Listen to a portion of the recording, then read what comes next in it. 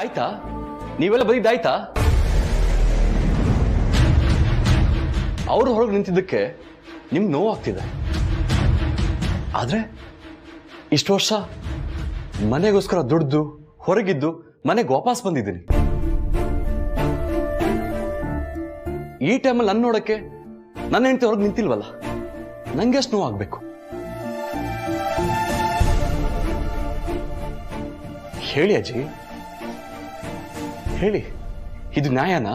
ಹಾಗಂತ ಇದನ್ ಕೇಳಕ್ಕೆ ಒಂದ್ ರೀತಿ ಇರುತ್ತೆ ಬ್ರೋ. ಆದ್ರೆ ಇವತ್ತು ನೀನ್ ಲಿಮಿಟ್ಸ್ ನ ಕ್ರಾಸ್ ಮಾಡ್ಬಿಟ್ಟೆ. ಅಲ್ಲ ಬ್ರೋ, ನೀನ ಇದನ್ನ ಮಾತಾಡ್ತಿರೋದು ಅಂತ ನನ್ಗೆ ಡೌಟ್ ಆಗ್ತಾ ಇದೆ. ಕಿಶೋರ್, ನಿನ್ ಮನ್ಸ್ ಕಲ್ಲು ಕಣೋ, ಕಲ್ಲು. ಹೌದಜ್ಜಿ, ಕಲ್ಲೇ. ನನ್ನ ಮನ್ಸು ಕಲ್ಲಾಗಿದ್ದಿದ್ರೆ ದುರ್ಗಾ ಕಾಣ್ತಿಲ್ಲ, ಪರವಾಗಿಲ್ಲ ಅಂತ ಸುಮ್ಮನೆ ಇದ್ಬಿಡ್ತಿದ್ದೆ. ಅರೆ, ಕಾಣ್ದೇ ಇರೋ ನನ್ನ ಹೆಂಡತಿ ತಾನೆ, ಇದ್ರಲ್ಲಿ ಯಾವ ಸಮಸ್ಯೆನೇ ಇಲ್ಲ ಅಂತ ಬಾಯಿ ಮುಚ್ಕೊಂಡು ಇದ್ಬಿಡ್ತಿದ್ದೆ. ನನ್ನ ಮನ್ಸು ಕಲ್ಲಾಗದೆ ಇರೋದಕ್ಕೆ ಅವಳಿಲ್ಲ ಅಂತ ಗೊತ್ತಾದ ಕ್ಷಣದಿಂದ ಅವಳು ಎಲ್ಲಿದ್ದಾಳೋ, ಏನ್ ಮಾಡ್ತಿದ್ದಾಳೋ, ಯಾವ ಕಷ್ಟದಲ್ಲಿದ್ದಾಳೋ ಅನ್ನೋ ನೋವಿಗೆ ಹತ್ತು ಕಣ್ಣೀರೆಲ್ಲ ಬತ್ತೋಗಿದೆ ಅಜ್ಜಿ. ಹೇಳಿ ಅಜ್ಜಿ, ಇಲ್ಲಿ ಕಲ್ಲಿದ್ಯಾ? ನೋಡು, ನನ್ನ ಮಗ ರಾಮ್ ಮಾತು ಕೊಟ್ಟಿದ್ದಾನೆ ಅಂತಂದ್ಮೇಲೆ ಜಗತ್ತೇ ತಲೆಕೆಳಗಾದ್ರೂ ಅವನ ಮಾತನ್ನು ನಡೆಸ್ಕೊಡ್ತಾನೆ. ಅದಕ್ಕೆ ನಾನು ಅವನಿಗೆ ರಾಮ ಅಂತ ಹೆಸರಿಟ್ಟಿರೋದು. ಆ ರಾಮ ತನ್ನ ತಂದೆ ಕೊಟ್ಟ ಮಾತನ್ನು ಉಳಿಸ್ಕೊಳ್ಳೋದಿಕ್ಕೆ ಅಷ್ಟೈಶ್ವರ್ಯನು ತೊರೆದು ಕಾಡಿಗೆ ಹೋದ. ನನ್ನ ರಾಮನೂ ಹಾಗೆ. ಅವನ್ ಕೊಟ್ಟ ಮಾತು ಉಳಿಸ್ಕೋತಾನೆ. ದುರ್ಗಾನ ಕರ್ಕೊಂಡು ಬಂದೇ ಬರ್ತಾನೆ, ಅದಕ್ಕೆ ನಾನ್ ಗ್ಯಾರಂಟಿ. ಆದ್ರೆ ನ್ಯಾಯಮೂರ್ತಿ ಸ್ಥಾನದಲ್ಲಿ ನಿಂತಿದ್ದ ನನ್ನ ಮಗ ಇವತ್ತು ನಿನ್ನಿಂದಾಗಿ ಅಪರಾಧಿ ಸ್ಥಾನದಲ್ಲಿ ಹೊರಗಡೆ ನಿಂತಿದ್ದಾನೆ. ಅವನಿಗೇನು ತೊಂದರೆ ಆಗೋದಿಲ್ಲ ಅಂತ ನೀನ್ ಗ್ಯಾರಂಟಿ ಕೊಡ್ತೀಯಾ?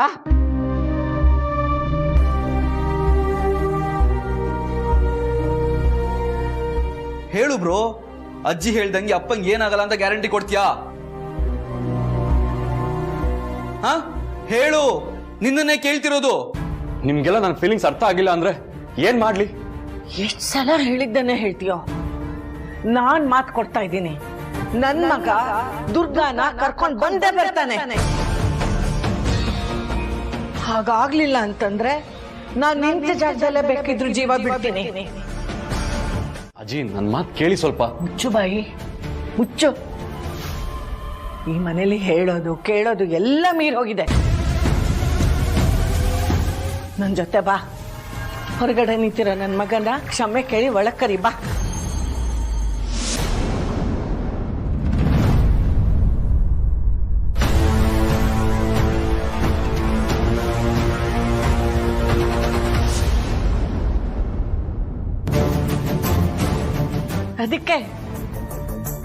ಅದಕ್ಕೆ ನಿನ್ ಮನ್ಸನ್ ಕಲ್ಲು ಅಂತಿರೋದು.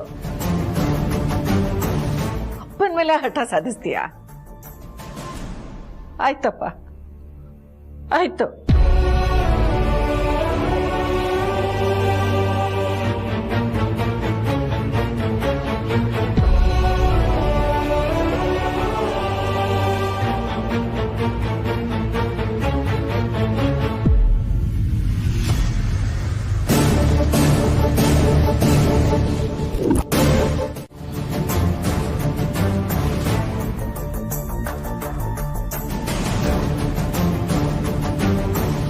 ರೀ, ಅಲ್ಲೇ ಯಾಕೆ ನಿಂತಿದ್ದೀರಾ? ಒಳಗ್ ಬನ್ನಿ. ಇಲ್ಲ, ದುರ್ಗಾ ಬರೋವರೆಗೂ ನನ್ನ ಮನೆ ಒಳಗೆ ಬರಲ್ಲ. ಅಪ್ಪ,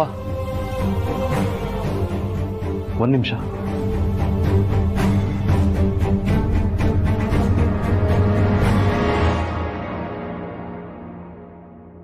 ಮಗ ದುಡುಕ್ಬಿಟ್ಟು ಈ ಕೆಲಸ ತಪ್ಪು ಆದ್ರೂ ಮಾಡ್ಬಿಟ್ಟ.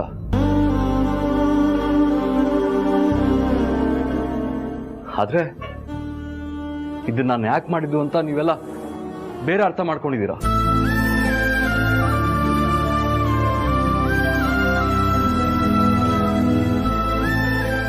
ದುರ್ಗಾ ಕಾಣ್ತಿಲ್ಲ, ಅವಳಿಲ್ದೆ ಬದುಕಕ್ಕೆ ಆಗಲ್ಲ ಅನ್ನೋದಕ್ಕಲ್ಲ.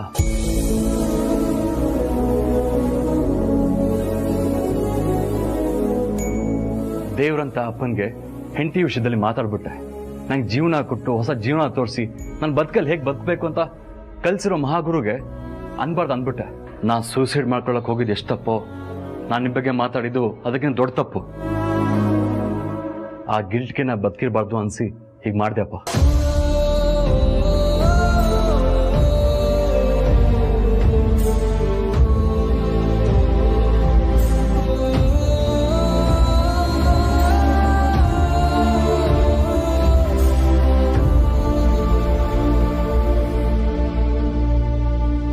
ಹಾಕಮ್ಮ, ಇನ್ನೊಂದ್ ಸ್ವಲ್ಪ ಜಾಸ್ತಿ ತುಪ್ಪ ಹಾಕೋ. ಹಾಕ್ತಿದೀನಿ ಅಜ್ಜಿ.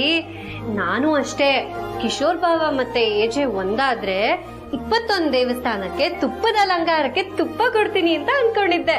ಅಂತೂ ಸಮಸ್ಯೆ ಯಾವ್ದೇ ತೊಂದ್ರೆ ಇಲ್ದಂಗೆ ಸಾಲ್ವ್ ಆಯ್ತಲ್ಲ, ಅಷ್ಟೇ ಸಾಕು. ಇನ್ ದುರ್ಗಾ ಬರೋದೊಬ್ಬಳು ಬಾಕಿ. ಇಷ್ಟೇ ಆಗಿದ್ಯಂತೆ, ದುರ್ಗಾ ಅಕ್ಕನು ಬಂದೇ ಬರ್ತಾರೆ, ನೋಡ್ತಾ ಇರಿ. ನಿನ್ ಮಾತ್ ನಿಜ ಆಗ್ಲಿ ಸರು.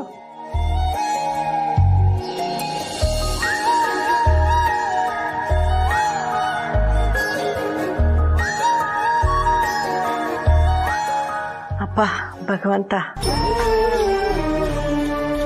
ಅಪ್ಪ ಮಕ್ಕಳ ಮಧ್ಯೆ ಯಾವತ್ತೂ ಮುನಿಸ್ ಬರ್ದೇ ಇರ್ಲಿ. ಅವರಿಬ್ಬರ ಸಂಬಂಧ ಹೀಗೆ ಶಾಶ್ವತವಾಗಿ ಚೆನ್ನಾಗಿರ್ಲಿ.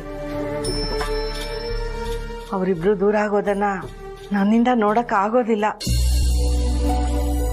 ನನ್ನ ಮಗ ಕಣ್ಣೀರ್ ಹಾಕಿರೋದನ್ನ ನಾನು ಯಾವತ್ತೂ ನೋಡಿಲ್ಲ, ನೋಡಕ್ ಇಷ್ಟನೂ ಪಡೋದಿಲ್ಲ.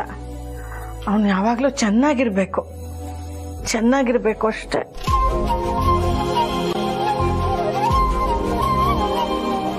ಇನ್ಯಾವತ್ತೂ ಈ ಮನೆನ ಮುರಿಬೇಡ, ಅಷ್ಟು ಮಾಡಿಕೊಡು. ಇದನ್ ಬಿಟ್ಟು ನಿನ್ನ ಹತ್ರ ಬೇಡ್ಕೊಳ್ಳೋಕ್ಕೆ ಬೇರೆ ಏನೂ ಇಲ್ಲ. ಪ್ಲೀಸ್ ದೇವ್ರೆ. ಸರು, ಮಂಗಳಾರತಿ ಮಾಡಮ್ಮ.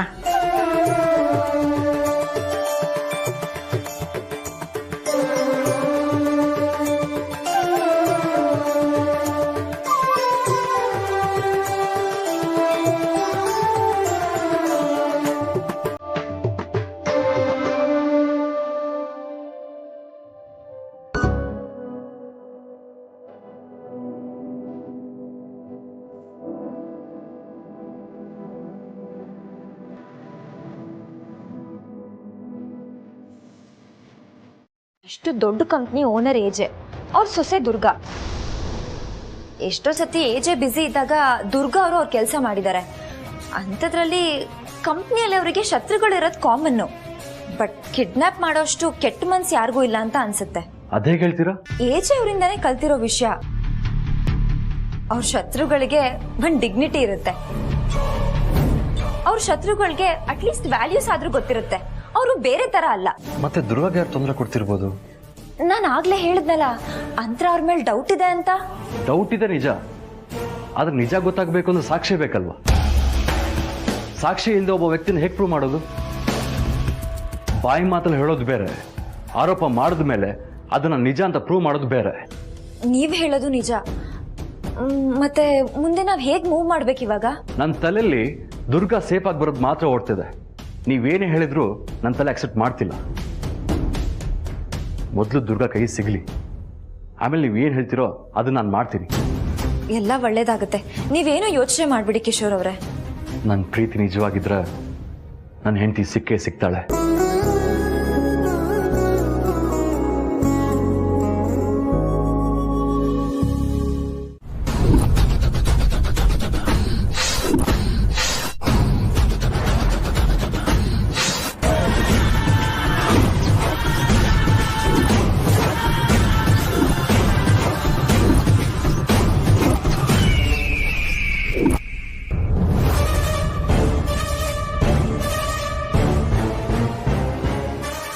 ಅಭಿ, ನೀನು ಬದುಕಿರಬಾರ್ದು.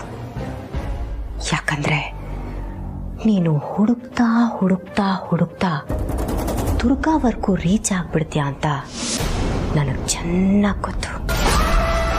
ಅವಳು ಯಾರ ಕೈಗೂ ಸಿಗದೆ ಇರುವಂಥ ಜಾಗದಲ್ಲಿದ್ದರೂ ಕೂಡ ನೀನು ಅವಳವರೆಗೂ ರೀಚ್ ಆಗ್ತೀಯ ಅನ್ನೋದನ್ನ ನಾನು ಬಿಡಿಸಿ ಹೇಳಬೇಕಾಗಿಲ್ಲ. ಅಕಸ್ಮಾತ್ ನೀನ್ ದುರ್ಗಾವರೆಗೂ ರೀಚ್ ಆಗ್ಬಿಟ್ರೆ ದುರ್ಗಾ ಎಲ್ಲ ನನ್ನ ಬಗ್ಗೆ ಬಾಯ್ಬಿಟ್ಬಿಡ್ತಾಳೆ. ಆಮೇಲೆ ಆಮೇಲೆ ನಾನೇನ್ ಮಾಡ್ಲಿ? ಇಷ್ಟು ಕಷ್ಟ ಪಟ್ಕೊಂಡು ಹತ್ಕೊಂಡು ಮೇಲ್ ಬಂದಿದ್ದೀನಿ. ಆ ದುರ್ಗಾಯಿಂದ ಎಲ್ಲ ಕಳ್ಕೊಂಡು ಕೆಳಗ್ ಬೀಳೋದಕ್ಕೆ ನನಗಿಷ್ಟ ಇಲ್ಲ. ನಾನು ಕೆಳಗ್ ಬೀಳೋದು ಇಲ್ಲ. ನನ್ನ ಸ್ಥಾನನ ಉಳಿಸ್ಕೊಳ್ಳೋದಕ್ಕೆ ನನ್ಗೆ ಎಷ್ಟು ಆಟ ಆದ್ರೂ ಪರವಾಗಿಲ್ಲ ಅಂತ ಆಟ ಆಡೋಳು ನಾನು. ನಿನ್ನನ್ನ ಬಿಟ್ರೆ ನನ್ನ ಆಟ ಕೆಟ್ಟೋಗುತ್ತೆ ಅಂತ ನನಗೆ ಚೆನ್ನಾಗಿ ಗೊತ್ತು. ನೀನ್ ಬದುಕಿದ್ರೆ ಅದ್ಯಾವುದೂ ಸಾಧ್ಯ ಆಗಲ್ಲ. ಅದಕ್ಕೆ ನೀನು ಬದುಕಿರ್ಬಾರ್ದು.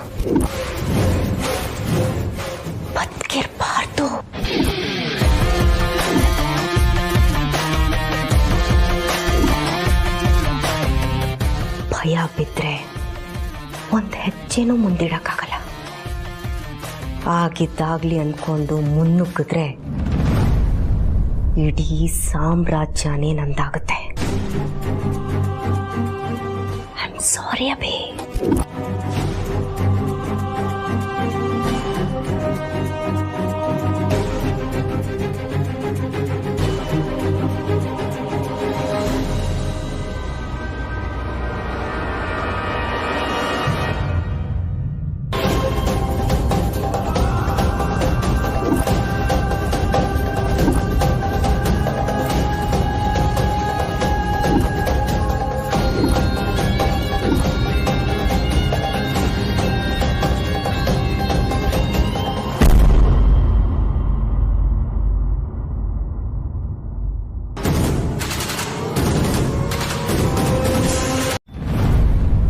ದುರ್ಗಾನ್ ಹುಡ್ಕೋ ಜವಾಬ್ದಾರಿ ನಿನ್ ಮಾತ್ರ ಅಲ್ಲ, ನಾವು ಮನೆಯವರೆಲ್ಲ ಸೇರಿ ಹುಡ್ಕೊಂಡ. ಅದಕ್ಕೋಸ್ಕರ ನೀನ್ ಹೊರಗಡೆ ನಿಲ್ಬೇಕಾಗಿಲ್ವೋ? ಒಳಗ್ ಪಾಪ. ನೀನ್ ಎಲ್ಲೇ ಹೋಗು, ಏನೇ ಮಾಡು, ಆದ್ರೆ ಇಂಥ ಟೈಮಲ್ಲಿ ನಾನು ನಿನ್ನೊಬ್ಬನ್ನೇ ಬಿಟ್ಟಿರಕ್ಕಾಗಲ್ಲ ಅವಿ. ನೋಡು ನೀನ್ ಎಲ್ಲೇ ಹೋದ್ರು ನಾನು ನಿನ್ ಜೊತೆಲೇ ಬರ್ತೀನಿ ಅವಿ. ಪ್ಲೀಸ್ ಬೇಡ ಅನ್ಬೇಡ.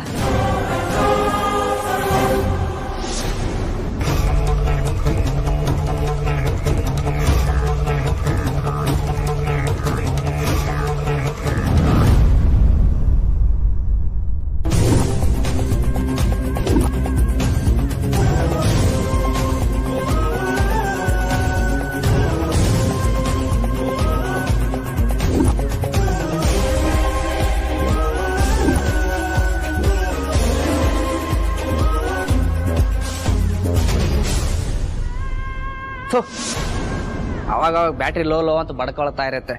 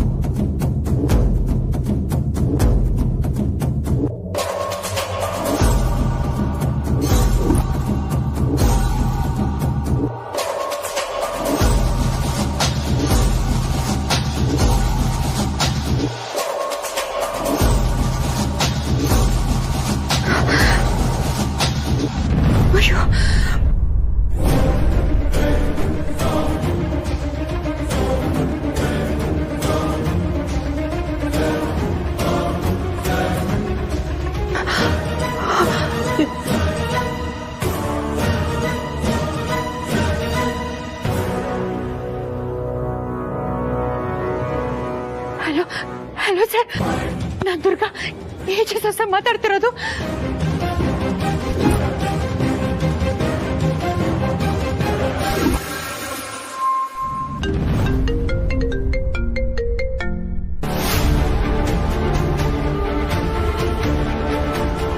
Hello what? ಹೌದು ಸರ್, ದುರ್ಗಾ ಮೇಡಮ್ ಸಿಕ್ಕಿದ್ದಾರೆ.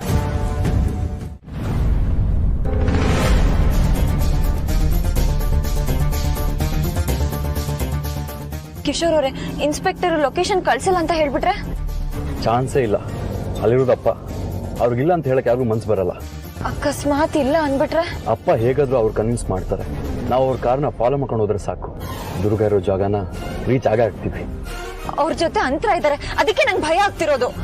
ಲೀಲಾ ಅವ್ರೆ, ನಾ ಆ ಮೂಮೆಂಟ್ಗೋಸ್ಕರ ಕಾಯ್ತಾ ಇದ್ದೀನಿ. ದುರ್ಗಾನ ಅಂತರವ್ರು ಕಿಡ್ನಾಪ್ ಮಾಡೋ ಸತ್ಯನ ನಾನು ಕಣ್ಣಾರ ನೋಡಿದ್ನೋ ಆ ಕ್ಷಣದಲ್ಲೇ ನಾನು ನಿರ್ಧಾರ ತಗೋತೀನಿ. ಆದ್ರೆ ಅದಕ್ಕೂ ಮೊದಲು ದುರ್ಗಾ ವಾಪಸ್ ಮನೆಗೆ ಬರಬೇಕು.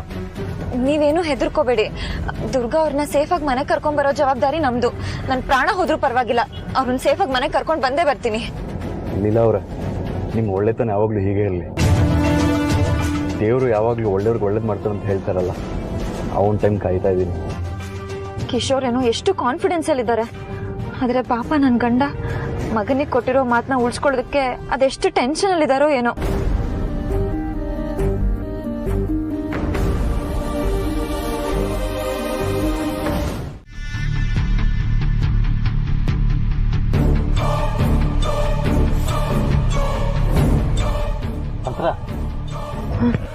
ಅಭಿ, ನಾನು ಇಷ್ಟು ಸೀರಿಯಸ್ ಆಗಿ ಏನೋ ಮಾತಾಡ್ತಾ ಇದ್ದೀನಿ, ನೀನು ಯಾಕೋ ಮೆಸೇಜ್ ಮಾಡ್ತಾ ಇದೆಯಲ್ಲ? ಅಭಿ ಅದು ಯಾರು ಮೆಸೇಜ್ ಮಾಡ್ತಾ ಇದೀಯಾ ಅಂತ? This is really weird. Durga ಇರೋ ಜಾಗಕ್ಕೆ ಹೋಗೋ ತನಕ ಅವಳಿಗೆ ಏನೇನು ಕಷ್ಟ ಆಗ್ತಿದೆಯೋ ಏನೋ ಅಂತ ನಾನು ಟೆನ್ಷನಲ್ಲಿ ಇದ್ದೀನಿ. ನೀನು ನಮ್ಮ ಮನೆ ಒಳಗೆ ನನ್ನ ಹೆಂಡತಿಯಾಗಿ ನಿನ್ನ ಮುಖದಲ್ಲಿ ಸ್ವಲ್ಪನೂ ಟೆನ್ಷನ್ ಕಾಣಿಸ್ತಾ ಇಲ್ಲ. ಮೋರೋವರ್, ನೀನು ಯಾರಿಗೋ ಮೆಸೇಜ್ ಮಾಡ್ತಾ ಇದೀಯಾ? ಯಾರನ್ನು ಮಾಡ್ತಾ ಇದೀಯಾ? ಅಭಿ, ನಿಜ ಹೇಳ್ತೀನಿ, ಆದ್ರೆ ಬೈಬಾರ್ದು ಅಂತ ನೀನು ಹೇಳಲೇಬೇಕು. ನೀನು ಹೇಳಲಿಲ್ಲ ಅಂದ್ರೆ ನಾನು ಬಿಡಕ್ಕಾಗಲ್ಲ. ಹೇಳು, ಯಾರಿಗೂ ಮೆಸೇಜ್ ಮಾಡ್ತಿದ್ಯಾ? ಅದು ದುರ್ಗಾ ಮನೆಯಿಂದ ಕಾಣೆಯಾಗಿ ಇಷ್ಟೊಂದು ದಿನ ಆಯ್ತು. ನಾವೆಲ್ಲ ಅವಳನ್ನ ಹುಡುಕ್ತಾನೆ ಇದ್ದೀವಿ. ನಾನು ಕಂಡ್ಕಂಡು ದೇವ್ರಿಗೆಲ್ಲ ವ್ರತ ಮಾಡ್ತಾನೆ ಇದ್ದೀನಿ. ಇಷ್ಟು ದಿನ ಆದ್ಮೇಲೆ ದುರ್ಗಾ ಎಲ್ಲಿದ್ದಾಳೆ ಅನ್ನೋ ವಿಷಯ ಗೊತ್ತಾಗಿದೆ. ದುರ್ಗಾ ರೌಡಿಗಳಿಂದ ಹೇಗಾದ್ರೂ ಬಚಾವಾಗಿ ಬರ್ಲಿ ಅನ್ನೋದಷ್ಟೇ ನನ್ನ ಆಸೆ. ಅದಕ್ಕೆ ಮೆಸೇಜ್ ಮಾಡ್ತಾ ಕೂತಿದ್ಯಾ? ಹೌದು ಅಭಿ, ಇದು ನಿನಗೆ ಸಿಲ್ಲಿ ಅನ್ಸಿದ್ರು ಪರವಾಗಿಲ್ಲ, ಏನಂತರ ಚೈಲ್ಡಿಶ್ ಥರ ಆಡ್ತಿದ್ದಾಳೆ ಅಂತ ಅನ್ಕೊಂಡ್ರೂ ಪರವಾಗಿಲ್ಲ. ಮೊಬೈಲಲ್ಲಿ ಒಂದು ಮೆಸೇಜ್ ಬಂತು, ದೇವ್ರ ಫೋಟೋ ಹಾಕಿ 21 ಜನಕ್ಕೆ ಕಳಿಸಿದ್ರೆ ಅದು ಗುಡ್ ನ್ಯೂಸ್ ಬರುತ್ತೆ ಅಂತ. ಅದಕ್ಕೆ ಮೆಸೇಜ್ ಕಳಿಸ್ತಾ ಇದ್ದೆ. ದುರ್ಗಾ ಸಿಕ್ಕಿದ್ರೆ ನಮಗೆಲ್ಲ ಗುಡ್ ನ್ಯೂಸ್ ಆಗುತ್ತಲ್ಲ, ಅದಕ್ಕೆ ಎಲ್ರಿಗೂ ಕಳಿಸ್ತಾ ಇದ್ದೆ ಅಭಿ. ಸಾರಿ ಅಭಿ. ನನ್ನಿಂದ ಬಾಯ್ ಬಿಡ್ಸೋಕೆ ನಿಮ್ಮಪ್ಪ ಬಂದರೂ ಸಾಧ್ಯ ಇಲ್ಲ ಕಣ. ಏನೋ ಟೆನ್ಷನಲ್ಲಿ ಇದ್ನಲ್ಲ, ಅದಕ್ಕೆ ಹಾಕಿ ಹೇಳಿದೆ. That's okay Abhi. ನಿನ್ನ ಜಾಗದಲ್ಲಿ ನಾನಿದ್ದಿದ್ರು ನಾನು ಹೀಗೆ ರಿಯಾಕ್ಟ್ ಮಾಡ್ತಿದ್ನೋ ಏನೋ. ಒಟ್ಟಿನಲ್ಲಿ ದುರ್ಗಾ ಸೇಫಾಗಿ ಮನೆಗೆ ಬಂದರೆ ಅಷ್ಟೇ ಸಾಕು.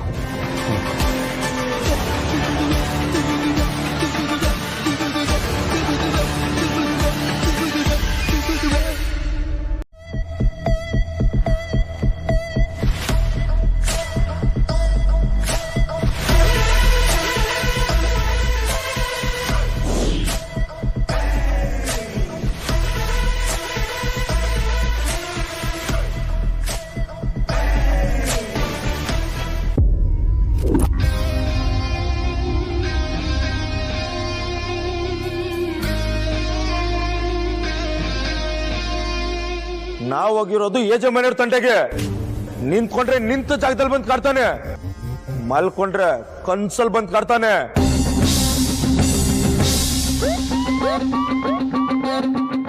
ಬಚ್ಚಿಟ್ಕೊಂಡ್ರೆ ನಿನ್ನಡ್ಡಗೆ ಉಡ್ಕೊಂಬಂದ್ ಕಾಡ್ತಾನೆ.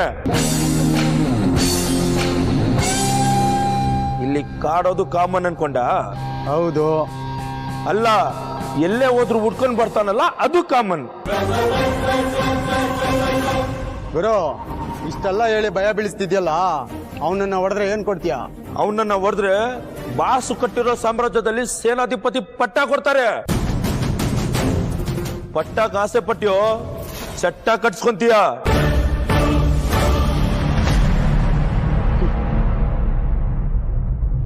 ಏಯ್, ಮೊದಲು ನಮ್ ಜೀವ ಉಳಿಸ್ಕೊಂಡು ದುರ್ಗನ ಬೇರೆ ಕಡೆ ಸಾಕ್ತಾನೆ. ಬಂದ್ರು ಬರ್ರೆ.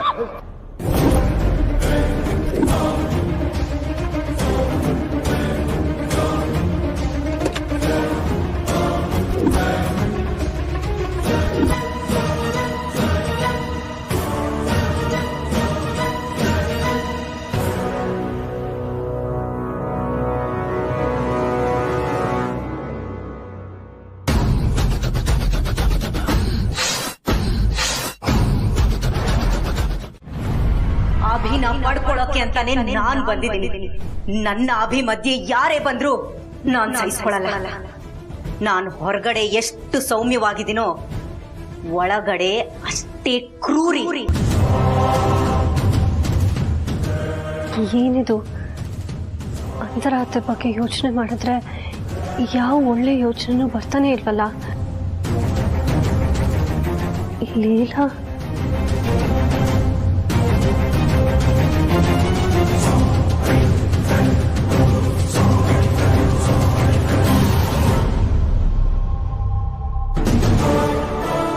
ನೀನ್ ವಯ್ಯಾರ ಮಾಡ್ಕೊಂಡು ಏಜೆ ಮುಂದೆ ಹೋಗಿ ನುಲಿಬೇಡ. ಇನ್ನಾದ್ರೂ ಬುದ್ಧಿ ಕಲಿ. ಇವಳು ಮನ್ಸಲ್ಲಿ ಬರೀ ವಿಷ, ಕಾರ್ಕೋಟಕ ವಿಷ ತುಂಬಿಕೊಂಡಿದೆ. ಅಂತರಾತ್ಮ ಬಗ್ಗೆ ಯೋಚನೆ ಮಾಡಿದ್ರೆ ಅವ್ರು ಕೂಗಾಡಿದ್ದು, ಕಿರ್ಚಾಡಿದ್ದು, ನಾಗವಲ್ಲಿ ಥರ ಆಡಿದ್ದೆ ನೆನಪಾಗ್ತದೆ. ಅದೇ ಲೀಲಾ ಬಗ್ಗೆ ಯೋಚನೆ ಮಾಡಿದ್ರೆ ಒಳ್ಳೆ ಯೋಚನೆಗಳೇ ಬರ್ತಿದೆ.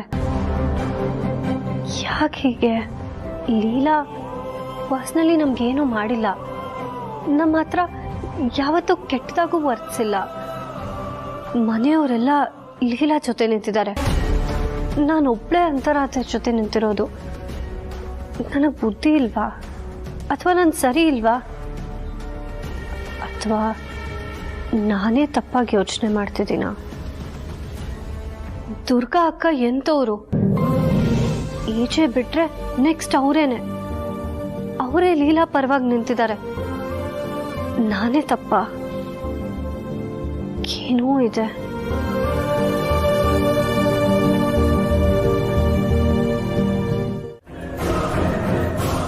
ಪ್ಲೀಸ್, ನೀವಿಲ್ಲೇ ಇದ್ದೀರಾ ಅಂತ ಒಂದ್ ಚಿಕ್ಕ ಹಿಂಟ್ ಕೊಡಿ. ದುರ್ಗಾ! ಇವಳೊಬ್ಳು ಅಭಿ ಹತ್ರ ತಾಳಿ ಕಟ್ಟಿಸ್ಕೊಂಡಿದ್ದೀನಿ ಅಂತ ಏನ್ ಮೆರೀತಿದ್ದಾಳೆ. ನಿನಗೂ ಒಂದಿನ ಮಾಡ್ತೀನಿ ಕಣೆ. ದುರ್ಗಾ!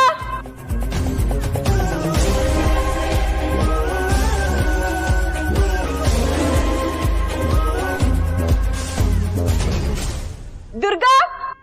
ದುರ್ಗಾ ದುರ್ಗಾ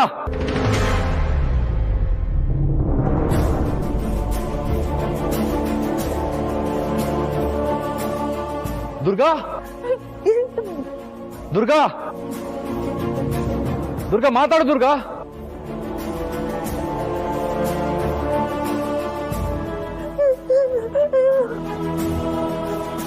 ದುರ್ಗಾ ದುರ್ಗಾ ದುರ್ಗಾ!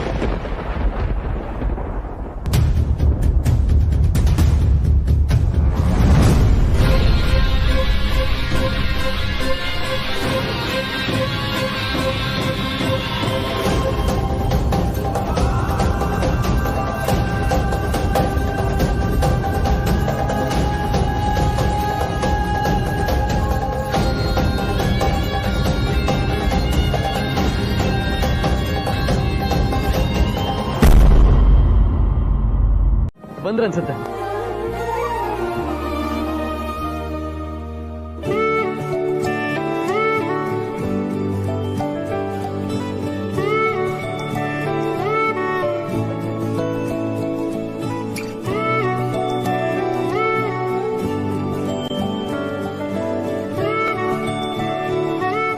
ಏಜೆ ದುರ್ಗಾ ಅಕ್ಕ ಎಲ್ಲಿ?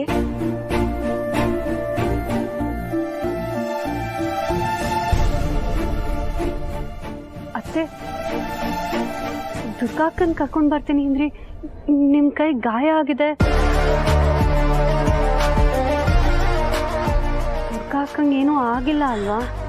ಬಿಡ್ತು ಅನ್ನಿ ಮೇಡಮ್, ಅವ್ರಿಗೇನು ಆಗಿರಲ್ಲ. ಯಾಕಂದ್ರೆ ಅವ್ರನ್ನ ಕರ್ಕೊಂಬರಕ್ ಹೋಗಿರೋದು ಏಜೆ ಸರ್.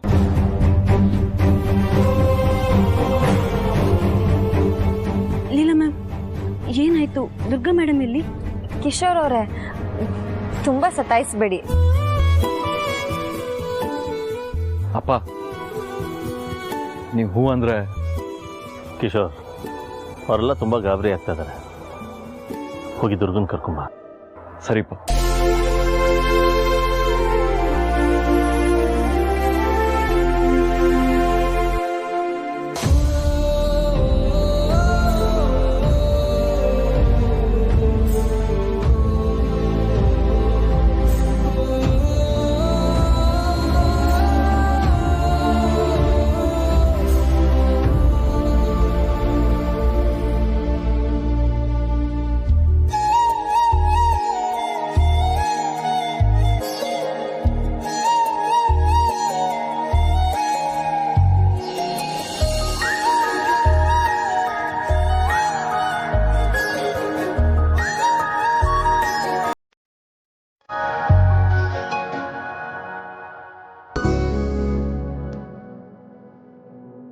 ದುರ್ಗಾ ಅಕ್ಕ, ಅಕ್ಕ ಒಂದ್ ನಿಮಿಷ, ಕಾಲ್ದೋಳಾಗಿರತ್ತೆ, ಮೊದ್ಲು ಆರತಿ ಮಾಡಿ ಆಮೇಲೆ ನೀವು ಮುದ್ದಾಡ್ರಂತ್ರಿ.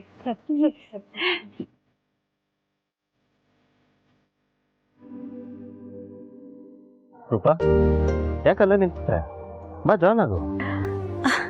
ಥ್ಯಾಂಕ್ ಯು ಸರ್, ನನ್ನನ್ನು ಈ ಮನೇಲಿ ಒಬ್ಳು ಅಂತ ಅಂದಿದ್ದಕ್ಕೆ.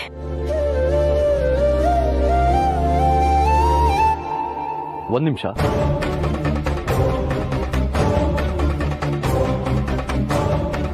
ದುರ್ಗಾ ಜೊತೆ ಅಂತರವನ್ನು ಸೇರಿಸ್ ಮಾಡಿ.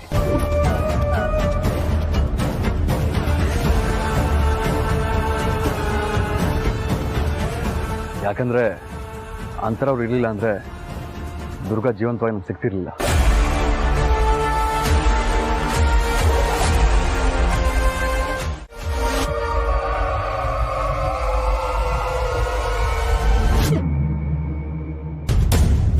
ನನಗ್ ಗೊತ್ತಿತ್ತು ನಮ್ಮ ಅತ್ತೆದು ಜೀವ ಕೊಟ್ಟು ಕಾಪಾಡುವಂತ ವ್ಯಕ್ತಿತ್ವ ಅಂತ.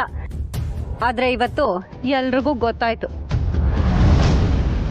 ಅತ್ತೆ ಬನ್ನಿ, ನಿಮ್ಗೂ ಆರತಿ ಮಾಡ್ತೀವಿ.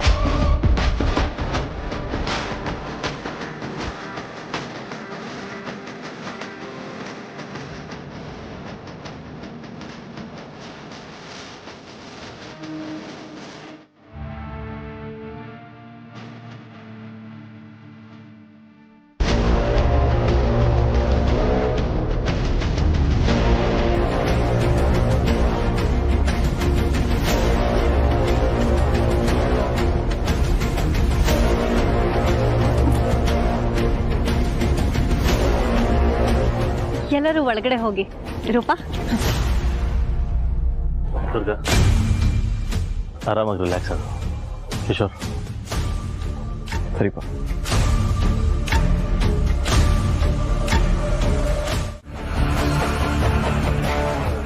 ಆಗ ನೀನೇ ನೆನಪಾಗಿದ್ದು, ಅದಕ್ಕೆ ಧೈರ್ಯವಾಗಿ ಮುನ್ನುಗ್ಬಿಟ್ಟೆ.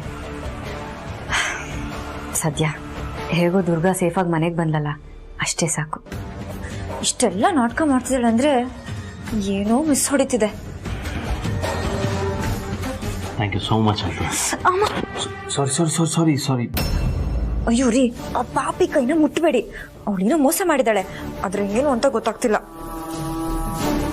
ನೋವಾಯ್ತಾ? ಸ್ವಲ್ಪ ನೋವಾಯ್ತು. That's okay. Really sorry. Tablet ತಗೊಂಡ್ಯಾ? ಇಲ್ಲ, ಆಮೇಲೆ ತಗೋತೀನಿ.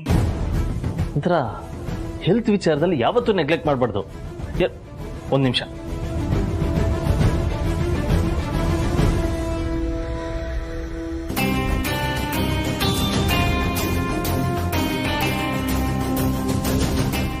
ಬಾ, ಇದನ್ನ ನೋಡಕ್ ಆಗ್ತಿಲ್ಲ. ನಾನೇ ಸುಮ್ಮನೆ ನಿಂತ್ಕೊಳ್ಳಿ, ಸೀದಾ ಹೋಗಿ ನನ್ನ ಗಂಡನ್ ಕರ್ಕೊಂಡ್ ಬರ್ತೀನಿ. ಸರ್, ಬಂದ್ಲು ಶೂರ್ಪಟಕಿ. ಯಾವಾಗ್ಲೂ ಮೂಗ್ ತೋರ್ಸ್ಕೊಂಡ್ ಬಂದ್ಬಿಡ್ತಾಳೆ. ಅದೇನ್ ಬೇಕು ಅಂತ ಬರ್ತಾಳೋ ಇಲ್ಲ ಇವಳು ಬರೋ ಟೈಮ್ಗೆ ನಾನು ಹೀಗಿರ್ತೀನೋ ಒಂದು ಗೊತ್ತಾಗ್ತಿಲ್ಲ. ಸರ್ ಸರ್ ಸರ್ ಸರ್ ಏನಿಲ್ಲ, ನಿಮ್ಮ ಹತ್ರ ಒಂದು ವಿಷಯ ಮಾತಾಡಬೇಕಿತ್ತು. ಹೇಳು. ಇಲ್ಲಿ ಹೇಳಕ್ಕಾಗಲ್ಲ, ಹೊರಗಡೆ. ಲೀಲಾ, ಇಲ್ಲಿ ಮಾತಾಡದೇ ಇರೋವಂಥದ್ದು ಏನಿದೆ? ನಾನೇನು ಹೊರಗ್ನವಳ? ಹಾಗಲ್ಲ ಅಕ್ಕ, ಈಗಾಗಲೇ ನಿಮಗೆ ನೋವಾಗಿದೆ, ಮತ್ತೆ ಈ ಬೇಡದಿರೋ ವಿಷಯ ಎಲ್ಲ ಯಾಕೆ? ನೀವು ಆರಾಮಾಗಿ ರೆಸ್ಟ್ ಮಾಡಿ. ಸರ್ ಪ್ಲೀಸ್ ಬನ್ನಿ. ನಂತರ I think she is right. ತಗೋ, ನಿಮ್ಮ ಮಾತ್ರ ತಗೋತಾರೋ, ನಾನು ಹೋಗಿ ಅದೇನು ವಿಚಾರಿಸ್ಕೊಂಬರ್ತೀನಿ. ಅಕ್ಕ ಮಾತ್ರೆ ನುಂಗಿ ಮಲ್ಕೊಳ್ಳಿ. Good night.